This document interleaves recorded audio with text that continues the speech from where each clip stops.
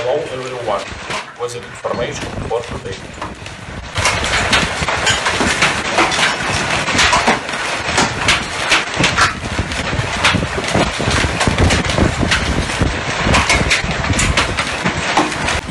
A hailstorm hit Salta, Argentina.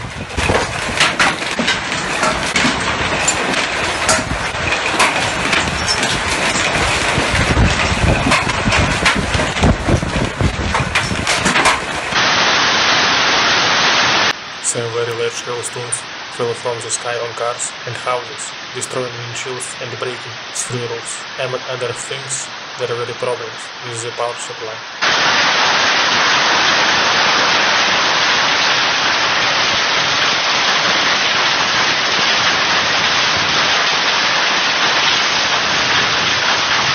News about the weather every day. Do not forget to subscribe.